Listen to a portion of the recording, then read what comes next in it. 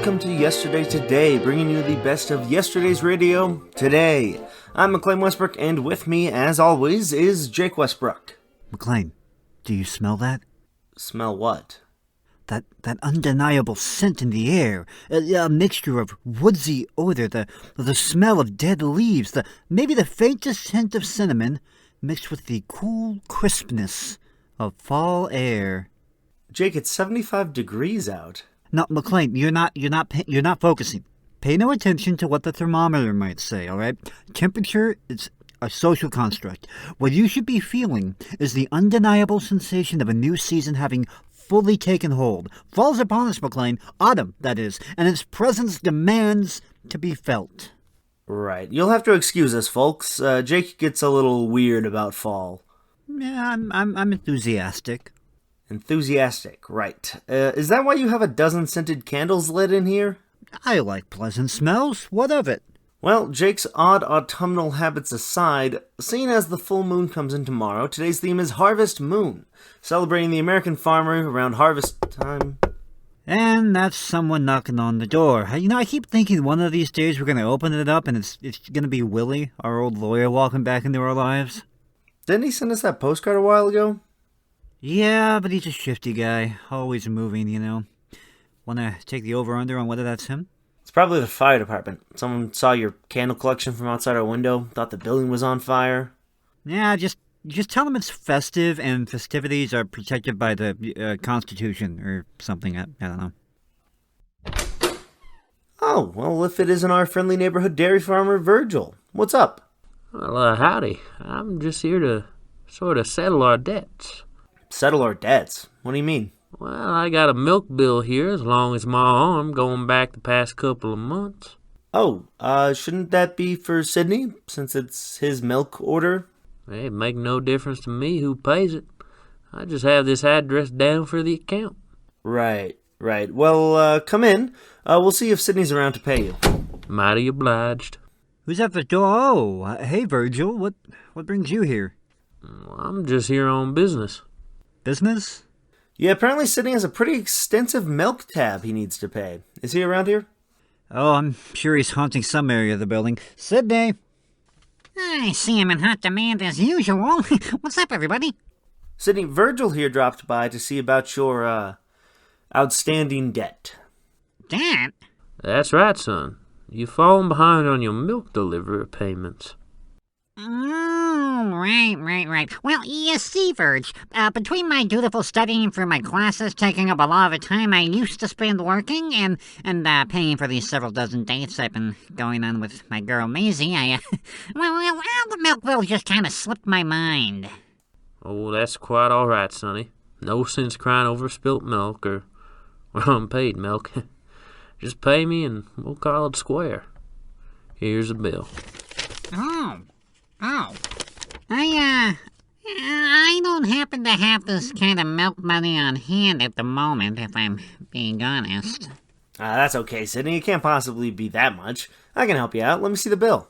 Are you sure? Absolutely. What's a little milk money between friends? Let's see what the damage is. Looks like... Jumpin' Jehoshaphat! Sydney, how much milk do you drink? Well, I ordered a lot for that cereal podcast I was planning on doing and then never got around to it. Plus Mondo used quite a few gallons last week for his super shake when he was training me to be a football star. Sydney, this is an absolutely mind-blowing amount of milk. I don't see how you could possibly have used... If I recall, McLean, you used quite a bit of milk yourself when you were taking on Sydney's cereal stash after he canceled that podcast. I enjoy a bowl of marshmallow, mateys. What of it? Besides, I saw you use plenty of milk on all those fancy pumpkin coffee drinks you make. Hey, the season demanded I make those drinks. This is out of my control. Well, blame aside. Do any of us have this kind of money at the moment? Yeah, don't look at me. Well, now, fellas, hold on. If you can't pay up right now, there are other ways to settle this. Down at the farm, we're getting the place set up for the fall. We're on a little pumpkin patch and corn maze every year. If the four of you that used up all that milk come over this afternoon and help get a little work done, we'll call it all square. Well, Virgil, we don't really know that much about farm work. We're kind of in the radio game, not exactly, old farm hands. I'm not opposed to the idea, but... It's not so complicated. Sure, it takes a hard-working, tough sort of bunch to do it. But you fellas won't have any trouble with the chores I have in mind for you. Sounds just like the kind of work that's right for us. Lead us to it, Virgil. All right, we got ourselves a crew. Finish up whatever that radio program of yours is and head out down to the farm. Give me a phone number. I'll text you the directions. Text? I use technology. What of it? Well, as Sydney gets us wrapped up in farm work... Hey, you guys drink your share of the milk, too. Well, as we get ready to head on down to the farm, it's actually quite apropos because the theme of the show today is Harvest Moon. It's that time of the year again when the crops are all picked and the farms become these just wonderful little autumnal places. I can't get enough farms this time of year, man. Actually, I'm pretty excited about going over the Virgils. But in the meantime, this is an episode of Fibber, McGee, and Molly from 1947. Well, now that Indian summer is here, big medicine is being made in teepee number 79 on the Wistful Vista Reservation. Meet Big Chief Eager Beaver and his squaw, Princess Go-Along with Gag, better known to the pale-face world as Fibber McGee and Molly.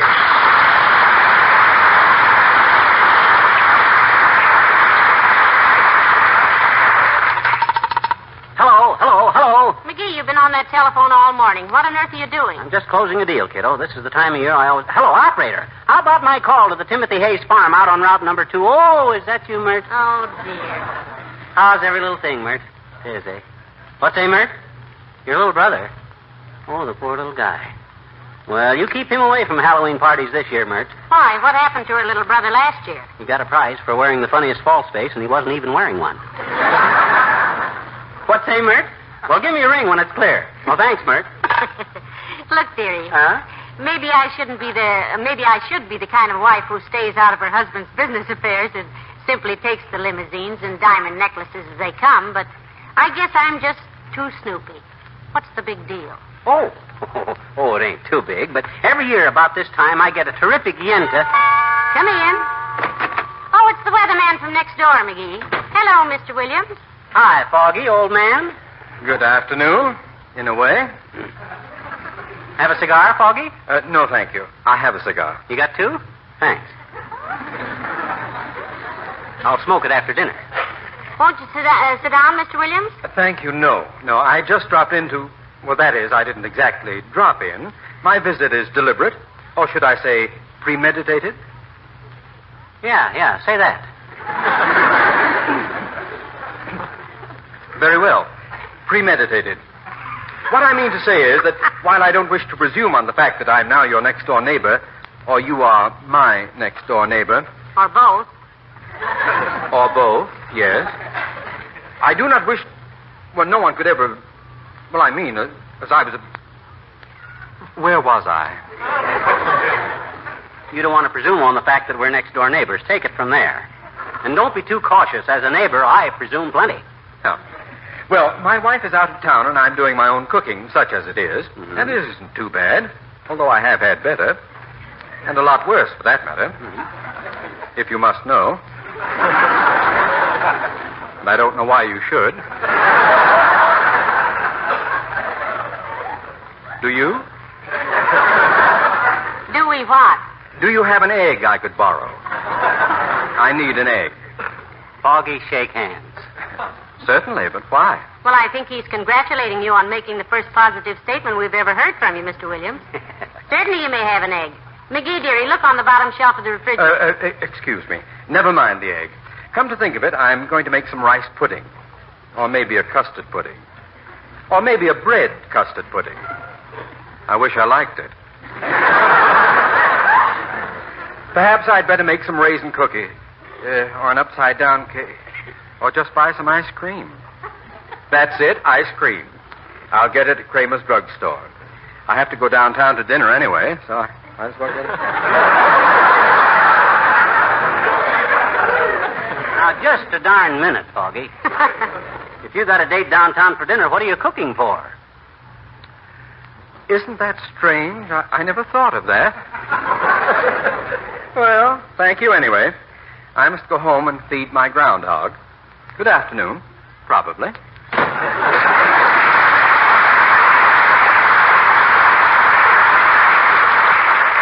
The poor man will starve to death before he makes up his mind what to have for dinner. Old Foggy is going to be a good neighbor, though. What makes you think so? I peeked into his garage yesterday, and has he got the stuff? A $40 lawnmower, 150 feet of hose, power tools, everything. And don't forget, he was the first one to want to borrow something. He made the first crack. So don't blame me. Excuse me. Hello? Who? Yeah, this is Mr. McGee. Mr. Hayes? Oh, hi, Tim, old man. Look, about those apples. Apples? You got a good crop this year? Best since 1939, eh? Great, Tim, great. Got 'em all picked? You have? Well, don't dispose of 'em. One of 'em now till you talk to me, Tim. Yeah. I'll be right out, Tim. Oh, by the way, how's the family? Oh, you're a bachelor. Okay, Tim. See you in about an hour. Well, it looks like a deal, Snooky. Mm-hmm. Am I old enough to be told now? I know about the birds and the bees. Mm-hmm. I think I could understand about the pears and the apples. Oh, didn't I tell you? Didn't he tell me, he says. Been dashing around here all day making notes and phone calls like General Motors retooling for waffle irons. Now he says, didn't he tell me? No, lover. You've been as close-mouthed as a discontented Russian.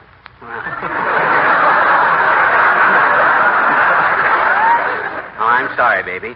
Well, a guy gave me a tip on this year's apple crop, see? No. So, I says to myself, ha-ha, I says, so the apple crop was good this year. In that case, ha-ha, I says to myself. Come in. Hello there, kids. Great day, ain't it? Yeah, sure is, old-timer.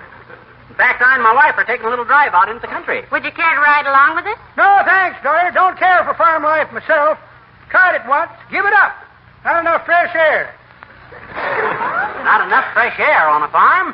Not for me. I kept falling into the silo.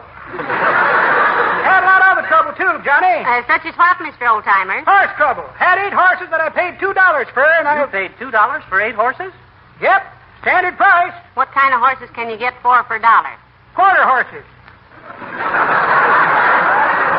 Well, sir, one day I throws my side saddle on a horse and starts out to... Hey, wait a minute. You rode side saddle? Had to, Johnny. Somebody had stolen one of my steers. Well, sir, no sooner did I get in the saddle than the horse rears up. Get down, you old goat, I says. And the horse says, what if I don't? The horse said that? Yep. Just then it come apart in the middle and 2 young fellers gets out. Huh? Seems it was a vaudeville team hiding out from the sheriff. Funny thing, too. The vet had looked at that horse's teeth just the day before and asked me who made the lower plate, but I never give it another thought. Very interesting experience, old-timer. Very. Reminds me of the time I went buffalo hunting. Tell us, McGee, as if anybody could stop you. Love to hear about it, Johnny. Was you foot or horseback? In a Buick. I left Cleveland at 8:30 one night and hunted for buffalo till daylight.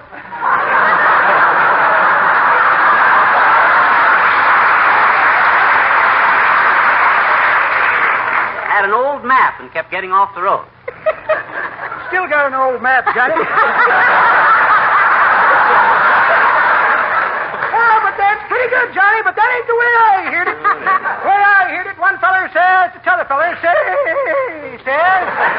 see, you got one of them rear-engine automobiles. Yep, says t'other feller, but I didn't find it out till yesterday. I've been backing up for 12,000 miles. So long, kid. So long.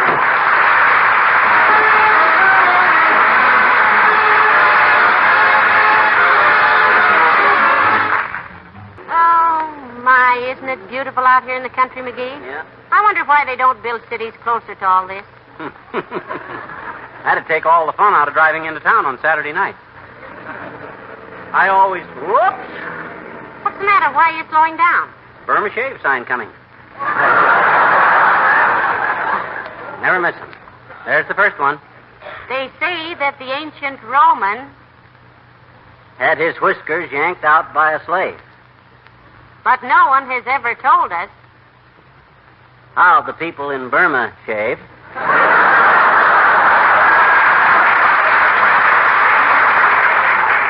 my, isn't that cute? I wonder who writes all those poems. I know who wrote that one, and don't be surprised next week if he's working for Red Skelton. Get a whiff of that fresh country air, baby.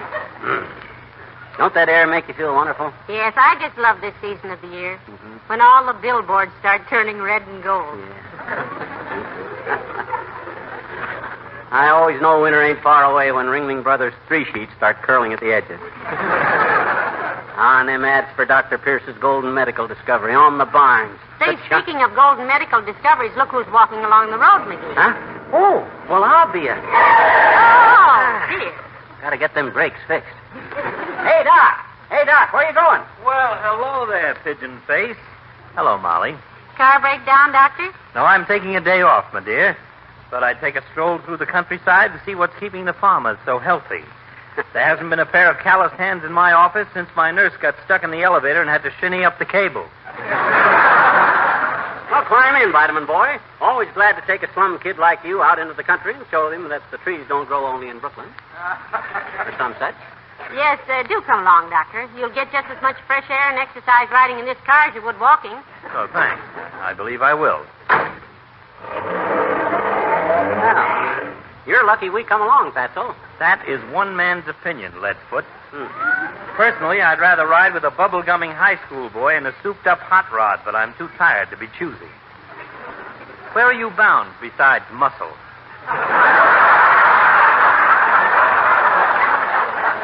Well, himself here has a deal on with a farmer named Hayes. Doctor. Best apple crop in these parts since 1939, Docky. Going out and look it over. Since when have you begun speculating in farm produce, McGee? I never thought you knew the difference between hen fruit and eggplant. Oh. He spent a lot of time on a farm when he was a lad, Doctor. Didn't you, dearie? You betcha. Tell him the idea you had to plant soybeans in circles and raise steering wheels for the Ford Company. Yes, do. Sometime. Don't worry your fat little head about my agricultural experience, Tommy Thumper. I invented an electric fence that all you had to do was press a button and it would shock all the corn. And I had animated scarecrows that would throw rocks at chicken hawks. And I designed a clipping machine, too. You just drive the sheep in one end and they'd come out the other end wearing turtleneck sweaters and carrying from 2 to 5 wool blankets. Depending on the size of the sheep, of course. And in 1932 it was. Hold it, McGee. Stop the car. What's the matter? Nothing. We just passed Mr. Wilcox. Well, it seems to be a great day for familiar pedestrians. One of these days you'll be out driving and you won't see anybody you know. And the people you do talk to won't know any jokes. And there'll be a half hour open on Tuesday night.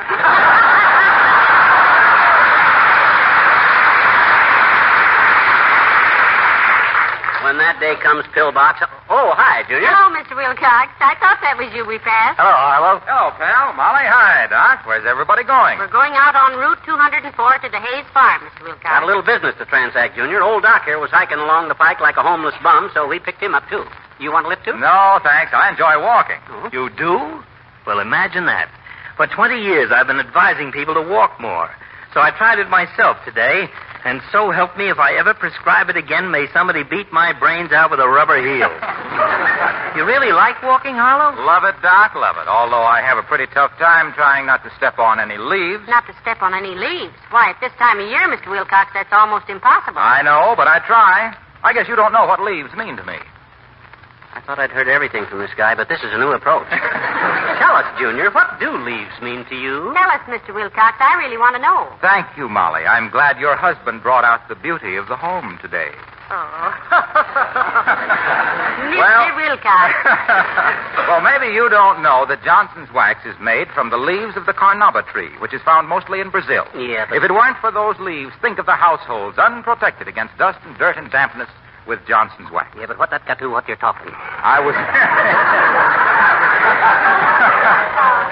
merely going to say that the carnauba leaf has made me a good living, and I won't mention any other names. And then when you think that Johnson's wax does so much to lighten the burden of housekeeping and emphasizes beauty and hospitality, and when you recall the hundreds of uses for Johnson's wax in the home, such as on floors, furniture, woodwork, enameled surfaces, luggage, and so on, Well, you can understand why I don't trample leaves underfoot. Personally, I think it's a very proper attitude. Look, Waxy, Yes, Val? is this a new feeling you got about leaves, or you always been a little nature happy? Oh, October and November have been my favorite months ever since I was a kid. Always used to take long walks in the autumn. In fact, all through high school, I was known as Autumn Boy. Oh. Autumn, boy, ain't that nauseating? Was that the exact term, Harlow? Autumn boy? No, the exact term was fall guy. I think Autumn Boy is prettier. Well, look, I don't want to delay you folks. I'll see you later. Goodbye, Mr. Peacock. Boy, oh boy, oh boy. You know something, Docky? It was just about this time of year that I had my first date with Molly. Yes, it was, Doctor. Yeah? I remember he brought me a big bouquet of red and gold autumn leaves. To press in the album? No, to build a fire in the stove. That's a very novel approach. I suppose it was love at first sight. Matter of fact, Doc, it wasn't so much love with us at first as it was geometry. Geometry? I was a guy with a lot of angles, and she was a girl with a lot of curves. So the minute I seen her, I said... Hold it, dearie. Here's the fire. Turn in here. Yeah, okay. Oh, McGee. Gotta get them brakes fixed. Well, come on, Molly. Come on, Doc. I gotta see this guy about those apples. Well, this is really a beautiful farm, isn't it? Looks like one of those country places run by a city man to confuse the Internal Revenue Department. I'll bet in a good year this farm doesn't lose more than 50 or 60,000. Wonder where the owner is. Tim Hayes, his name is. Tim Hayes. Hey, Tim! Tim, you here? No, but I am, folks. Well, heavenly days, Wallace Wimple. Hello, Wally. Hi, Wimp, old man. Hello, folks. If you want to see Mr. Hayes, he'll be here in a minute. He's my uncle. Oh, Tim's your uncle, eh? On whose side, Mr. Wimple? On my side, Mrs. McGee. Oh. When Sweetie Face and I have an argument, I often come out here and hide. Sweetie Face, that's my big old wife, Doctor. Oh, yes, I know, Wally. I treated her once for lacerated ankles. It seems somebody had carelessly put a bear trap in her shower bath. Oh, I wouldn't say carelessly, Doctor. I put quite a bit of thought into that. This is a beautiful farm, Mr. Wimple. Yes, it really is, Mrs. McGee. I have a simply marvelous time out here with my bird book. With your what, Wimp? My bird book. I just bought a new one, see? Our feathered friends of the North American continent. Oh. I spend hour after hour in the fields and meadows here with my bird book. See many interesting birds around here, Wallace? Oh, I do indeed. Just this morning, I saw a deckle-edged, scarlet-crested wagglefinch. Waffle which? Wagglefinch, Mr. McGee. The only North American bird that can fly backward except the hummingbird. Flies backwards, huh? Yes, and jet-propelled, too. They fly around the front doors of drugstores after school hours and pick up soda straws. Then they take a deep breath and blow through the straw. Some of them can blow themselves backwards at 32 miles an hour. You can recognize them usually by crumpled tail feathers. They're always backing into things. Do you want to go in the house and wait for Uncle Tim? No, we'll wait right here, Mr. Wimple. My goodness. Isn't the farm beautiful this time of year, McGee? The leaves all turning color. Shocks of corn stacked over there. Pumpkins all around. Yeah, and those 4 scarecrows leaning up against the fence there. Oh, those scarecrows have been leaning there for years. Yeah? They were here when Uncle Tim bought the farm from the king. Oh, the king's scarecrows, eh? Well, it takes a lot of scarecrows to watch over all this corn.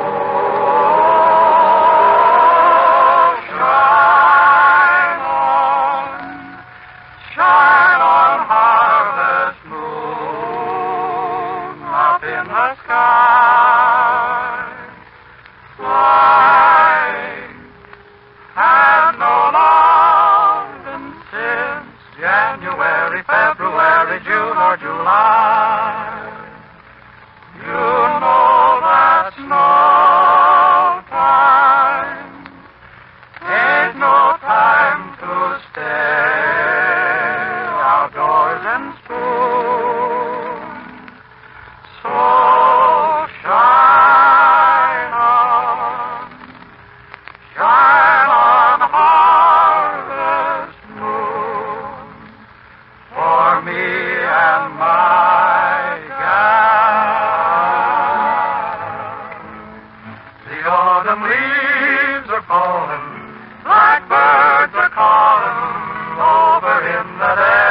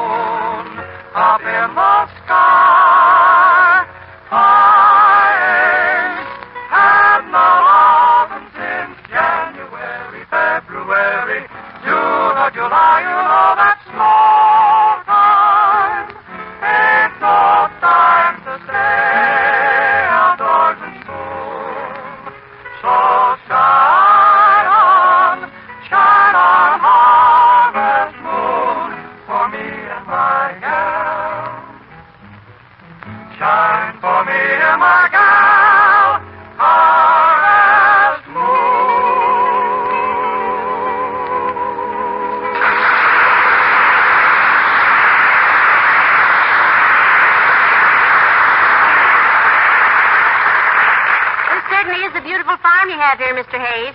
It sure is, Tim. How many hands do you have? Just 2, Mr. McGee, but I have 6 fingers on one of them.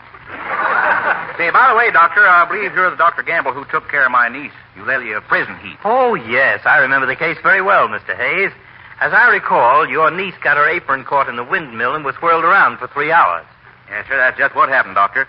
And I must say you fixed her up real good. No after effects? No, except on windy days she keeps turning cartwheels. Of course, if we catch her in time, we always strap an ice cream freezer onto her. Well, you said on the phone you wanted to talk over the apple crop, Mr. McGee. You betcha, Tim. I want to see it. They all been graded and sorted? Oh, yeah, we sent all the culls to the cider press. Mm-hmm. If you come back in about a month, we'll give you some real nice hard cider. That is, if anybody can stand up long enough to hand it to you. Mm-hmm. You have some very handsome cattle over there, Mr. Hayes. What's that big black and white cow? That's a Holstein, Doctor. What's the little one right beside her? That's a Halfstein. Now, if you folks will step this way through the barn here, I'll take you to the storeroom where we got the apples all barreled. Very modern barn you have here, too, Tim. How do you keep it so clean? Well, for one thing, we don't allow no animals in here. Oh. They just kick the hay all over the place.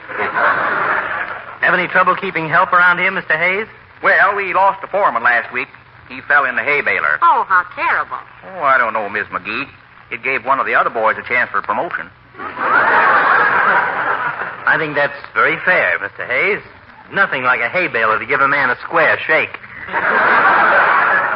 Well, come on, Tim. About that little deal of ours. Let's get on with it. All right, Mr. McGee. I'll run the house later and set the cook's leg. Set the cook's leg? Well, why didn't you tell me? I'm the doctor. Well, there wasn't no call to, Doctor. That was the cook's leg of lamb. She asked me to set it on the stove for her. Well, let's go in the storeroom, folks. Wow. Oh, heavenly days, doesn't that smell good? And did you ever see such beautiful apples? Millions of them. Nice-looking crop, Tim. What's the latest market quotation on apples? Well, now, I couldn't rightly say to that, Mr. McGee. How big an order was you considering? I'm glad you asked me that, Tim. Circumstances have kind of altered my circumstances since I talked to you on the phone. You see, we got a guest with us now, kind of unexpected, so I'm going to need 3 apples instead of 2. You want an apple, don't you, Doc? Oh! This is ridiculous.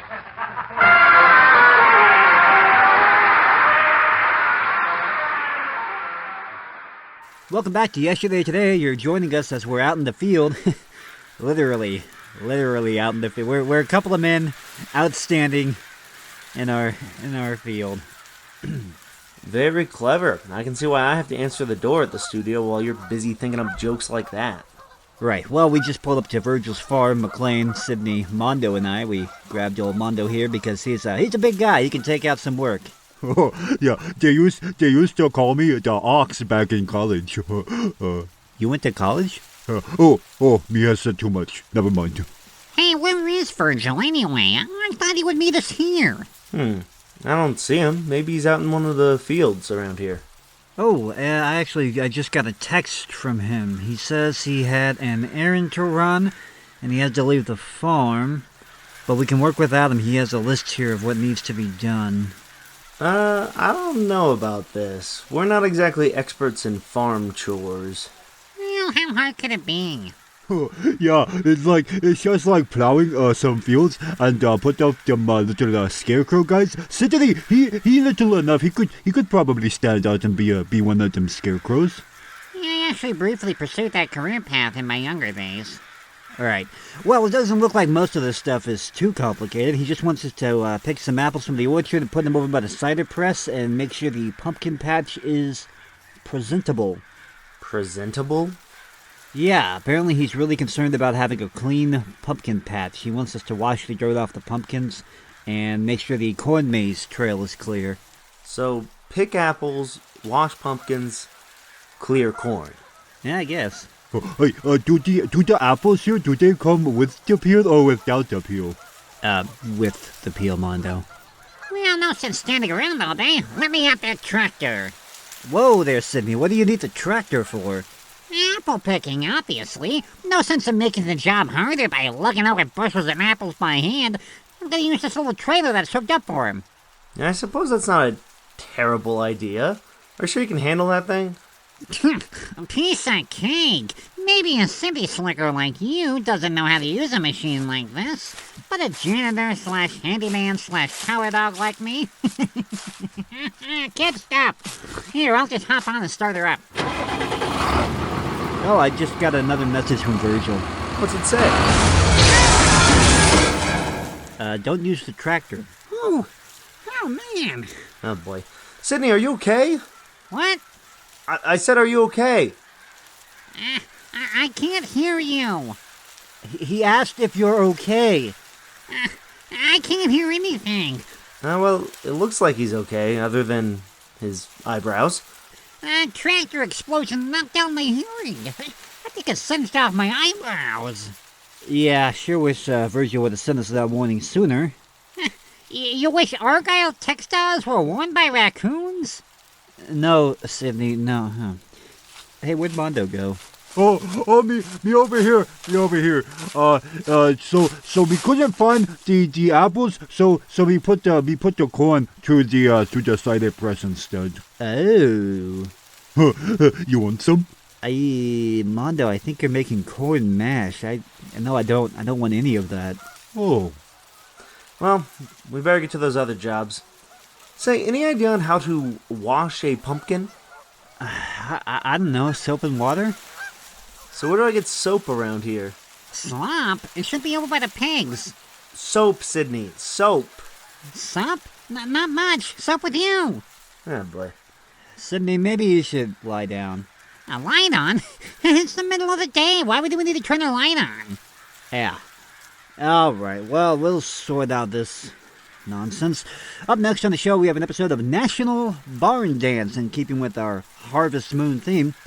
You know, it was quite traditional back in the day. Once the harvest was done, the farmers would throw these dances in their barns. You know, clear out the haylofts and all that, and just have a grand old time. All the neighbors would come by, and not a lot of barn dances going on lately these days, I've noticed. But anyway, National Barn Dance was sort of a bringing the country to the city folk. You know, airing those barn dances on the radio so that you could tune in to what you maybe couldn't enjoy from your New York apartment.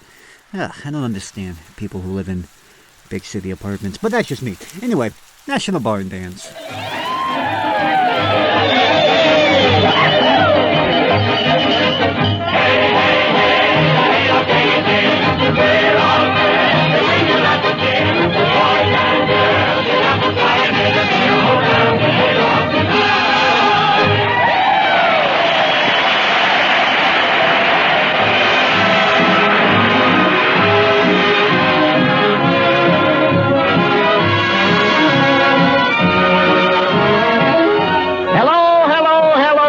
Everywhere, how's Mother and Dad and the whole family?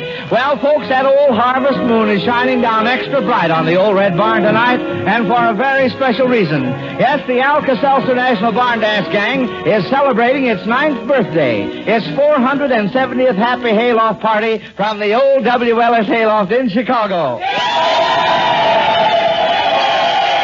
So come right on in, folks, and join our 9th birthday. We're celebrating it with a harvest home party. Oh, say, the old hayloft is going to shine tonight, folks. So come on, boys and girls, start shining.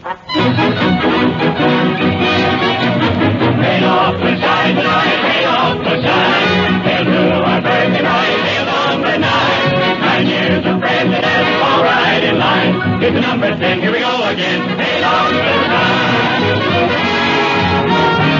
Everybody hand in hand, swinging down the lane. Everyone is hayloft and singing loud refrain.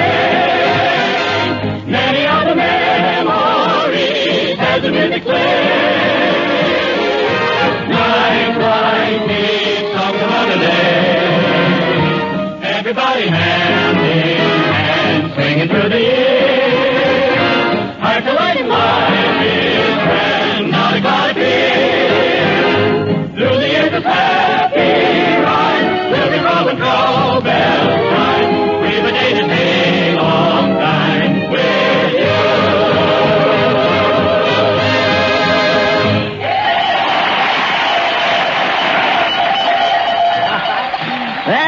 real birthday spirit, boys and girls. My, how time flies. And to prove it, we go back 470 barn dances, folks, to the first song sung for the first time on your first hayloft party. The tune fit as a fiddle. The singers, Hezzy, Kenny, Frank, and J.B., the Hoosier Hot Shots. Are you ready, Hezzy? Okay, let's go.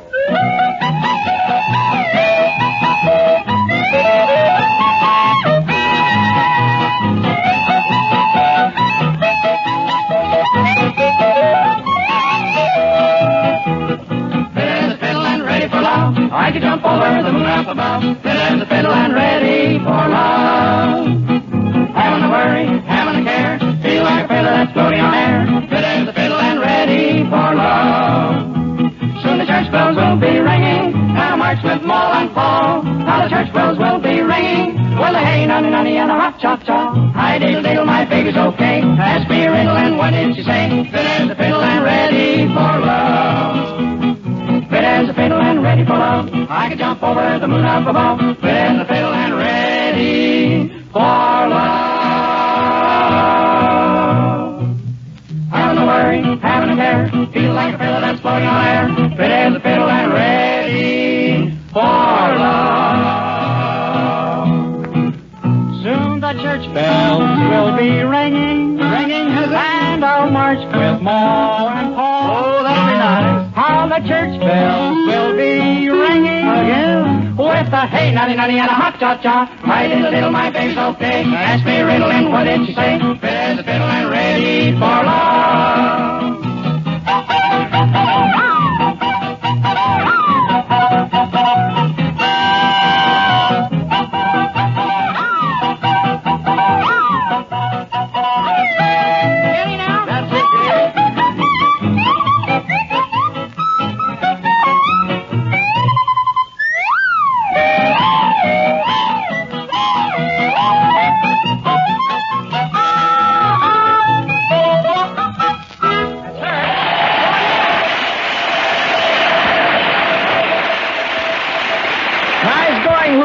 Shots and say that old ditty has us all feeling fit as a fiddle. Right, Joey, and if you think those fiddlers and Eddie Peabody and his banjo ain't feeling fit, just listen to them go. Boy, I say listen to him go.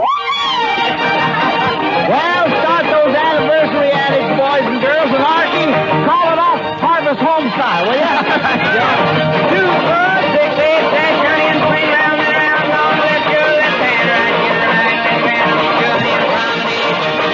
First couple of front swing. Yes, the right swing, and here we go, man.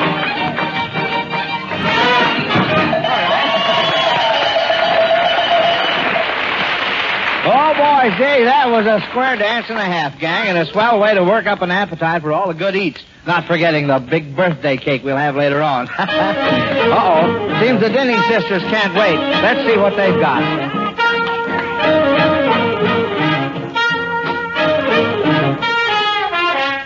I got the neck of the chicken. I got the rumble feet rice. I got the leaky umbrella. Everyone shoves me aside. When morning papers come to the door, sure as day I'm too late, and they're mine long about 4. I get the neck of the chicken. I get the hand-me-down shawls. And when it's company weekend, I get the couch in the hall. That's why I can't get over this dream that came true. If I get the neck of the chicken, well, how did I ever get you?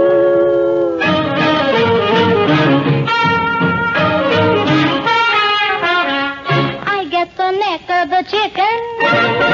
That's how they gave me the bird. And in the family snapshot, mine is the face that's blurred. When I jump in my shower each morn, sure as fate, I am too late. All the hot water is gone. I get the neck of the chicken. I get the burnt piece of toast. I get that seat in the movie, the one in back of the post.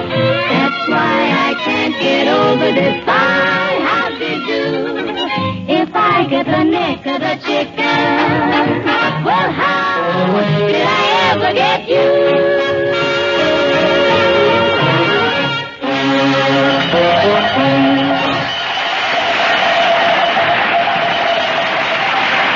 A tasty bit of harmony served in true hayloft style, Denny sisters. Hey, say, Pat Buttram. Yeah, Jody, yeah. What Say, you want, Pat, there's a fellow around here a while ago looking for you. He said you knew him. Oh, he said I knowed him? Uh-huh. What was his name? Well, I don't remember his name. I'd know it, though, if I heard it. Let me see. I know him, huh? Yeah. Was his name Brewer? No. Was it Campbell? No. Was it Brown? No. Was it Brown? I told you once his name wasn't Brown. Well, I know two Browns. I thought maybe it was the other. Well, what did the fellow want to see me about anyway, Joe? Well, he was looking for a hired hand and thought maybe you knew someone. Well, no, I don't know of any good hand right off. How about your Uncle Herkimer? Isn't he a good hired hand? Uncle Herkimer? Yeah. Oh, Joe, he ain't no hand. He's just a sore thumb. Oh, he's too lazy to work in the field. Huh? You mean your Uncle Herkimer is lazy? Joe, he's so lazy. What? He's even too lazy to make coffee. He just puts coffee grounds on his mustache and then drinks hot water. Boy, that's lazy. But I'd be just the man for that job, Joe. I'm a pretty good worker, if I do say so myself. Just the other day, I went out and gathered 15 bushels of apples. Yeah? Yeah, I would have gathered 16 bushels, only I ate 1 bushel. Why, Pat, you should be careful about eating apples in the field. They may have worms in them. You'd better watch out. Listen, when I eat apples, the worms better watch out for themselves. Tell me, Pat, how about your field crops this year? Did you grow much cotton on your farm? Well, no. We didn't plant no cotton at all this year. We was figured to the boll weevil. Oh, uh-huh. Well, how about the corn crop? Did you harvest lots of corn? No, didn't plant no corn either. It was feared it'd be too dry a year for corn. Oh, uh-huh. Well, how about potatoes? Did you plant? No, didn't plant no taters either. Scared of tater bugs on them. Well, then what in the world did you plant this year? Didn't plant nothing. I just played safe this year. Well, Pat, what you should do is get an agricultural farm expert to help you with your planting and harvesting, and then you'd be assured of a good crop. Well, them farm experts is all right, I reckon, Joe, but they go too much according to figures. Huh? What do you mean? Well, a farm expert, he figures if a boy can pick 5 quarts of huckleberries an hour and a girl can pick 4 quarts of berries an hour, he figures both of them together can pick 9 quarts an hour. Well? Oh, Joe, any darn farmer knows both of them together ain't gonna pick no berries at all.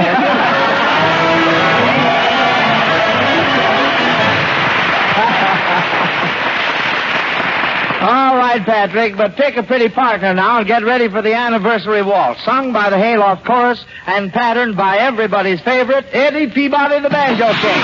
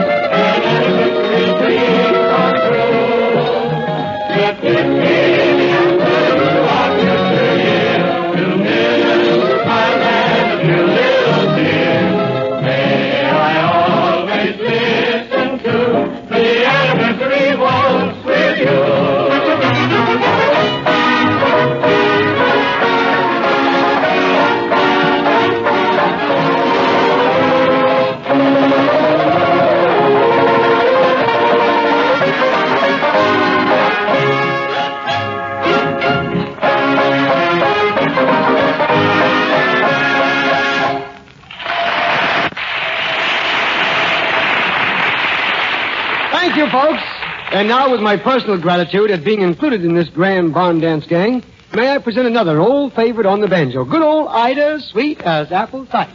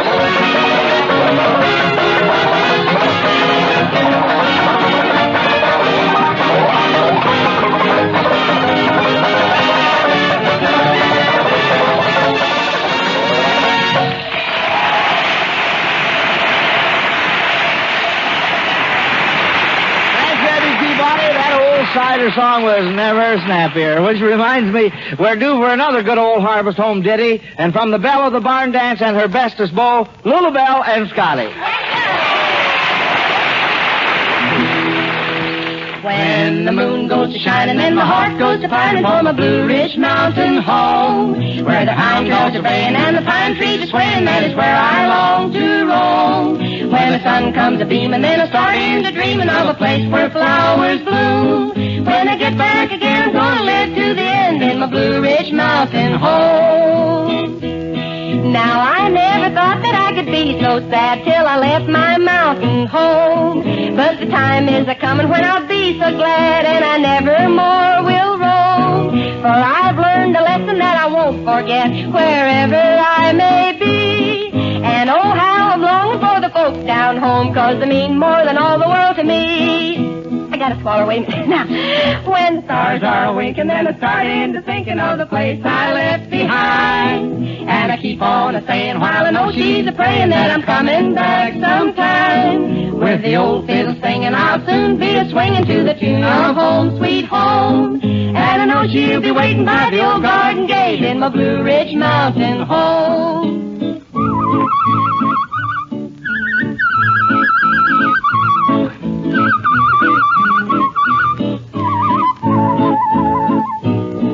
Oh, my dad and my mother and my sister and my brother, they will welcome me back home. And I know they'll be happy when I climb up the hill to my Blue Ridge Mountain home.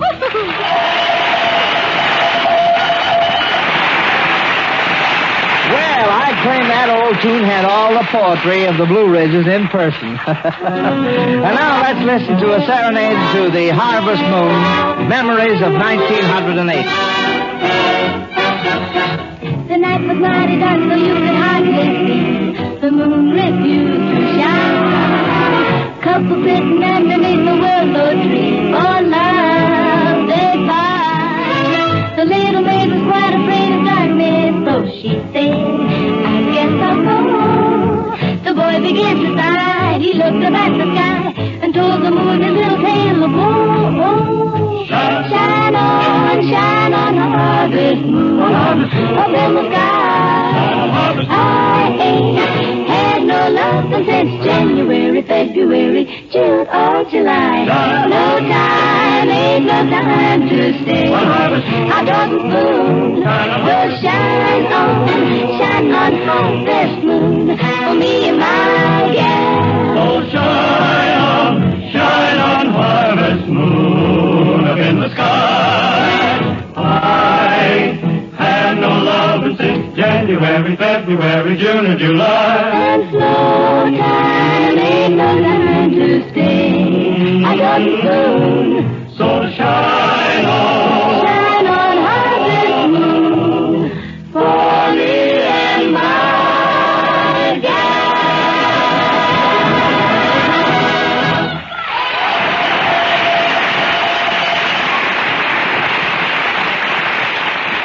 Well, dealing sisters and you boys, that old Harvest Moon was never lovelier.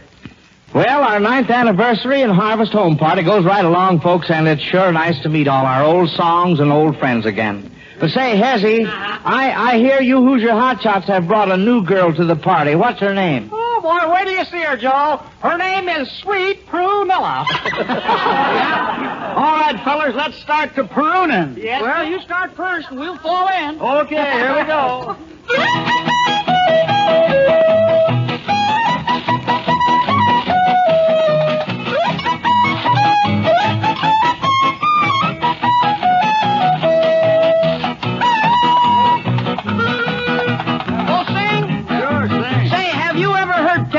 Sweet Prunella? Prunella? The poorest gal around the mountainside? Well, sir, Abner Hatfield's daughter out of fellers tried to court her, hoping someday she would be their blushing bride. Blushing bride! Sweet Prunella didn't take none to this bargain. She was plumb against them feuding mountain boys. Suitors always come a-shooting, so she'd send them off a-scooting. Why, she even tamed the martins and the coys. Oh, the martins and the coys! Why, she even tamed the martins and the coys! Then one day, Prunella met a city slicker. And the darn fool wore a collar and a tie. He did? Well, he wooed her in the moonlight, and was on a pretty June night. They skedaddled from the mountains on the slide. What? Well, sir, he toted Prunella to the city in one of them things that they call a multi-bug. And he bought her furs and laces, took her out to fancy places, and they say she drank her zombies from a jug. From a jug! From a jug! And they say she drunk her zombies from a jug. Now this never satisfied our sweet Prunella. Oh? She was born and reared in proper mountain style. Instead of rumba prancing, she was used to hayloft dancing, so she got tired of that there city living in a while. Then one day she hiked it back up to the mountain. And she met Pat Buttram up on the way. And that great big Buttram feller, he up and wedded Prunella, and he's got her up there in the mountains for to stay. For to stay, and that ain't hay. And he's got her in the mountains for to stay.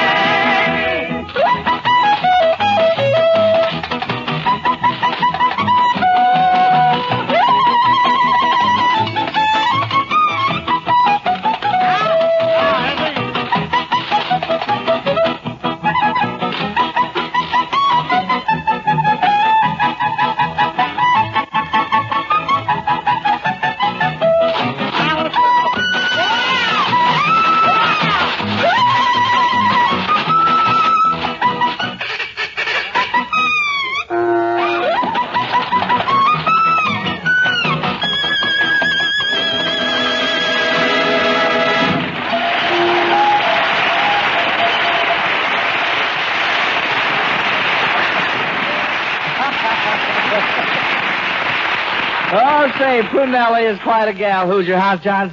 But now, friends, here's a Harvest Home salute to our brave boys in the armed services all over the world. The Hayloft Chorus sings, Keep the Home Fires Burning. Keep the home fires burning while your hearts are yearning. Though your lands are far away, they dream of home. There's a silver lining through the dark clouds shining. When the dark cloud inside out till the boys come home. Keep the home fires burning while your hearts are yearning. Though your lads are far away, they dream. of home. There's a silver lining through the dark clouds shining. When the dark cloud inside out till the boys come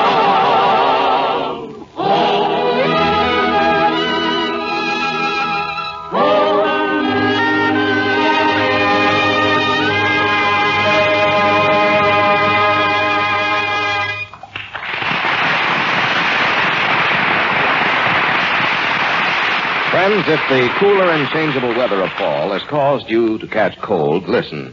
Take good care of yourself, and for prompt relief of that miserable ache-all-over feeling, take Alka-Seltzer. Be sure you get more rest than usual, too, and avoid drafts. Dress comfortably and get your daily vitamins. Then, too, if your cold causes a sore throat, use Alka-Seltzer as a gargle for soothing, comforting relief. Yes, friends, keep Alka-Seltzer handy always and take it whenever you have a cold. It can help you feel better fast. All right, welcome back to Yesterday Today. We're back at the studio now after spending the afternoon out on Virgil's farm. About that, did you hear back from Virgil at all? Yes, he just called after we left. He got back and saw the work we did. So, And? Mixed reviews. Mixed reviews. I figured that. He did say Mondo's corn cider might be a hit, though. Apparently, you didn't do a very good job of watching the pumpkins. however. What? I did a good job, and I have the dirt under my fingernails to prove it. Well, if it makes you feel any better, I'm not entirely sure the whole thing wasn't a joke he played on us city slickers anyway. I mean, who washes pumpkins? It does seem a little silly now that you mention it. Well, by the way, one thing's for sure. We should probably take Sydney to the hospital to get him checked out. Yeah, we should. And take Sydney to go get a popsicle? Well, that's awful nice of you guys. If you want more Yesterday Today, be sure to check out kisu.org or wherever you get your fine podcasts from. Come on, Sydney, out to the car. Out to the bar? I don't touch this stuff. The moon's not meant for lovers anymore. Not anymore. Oh, the moon's not meant for lovers anymore. Not anymore. Lovers' Lane is bare. It seems that no one ever goes there because the moon's not in the sky, for he's gone home to soak his eye. And I've seen couples in a daze, they look up and are amazed to find the atmosphere is gone. So what's the sense in going on? Because the moon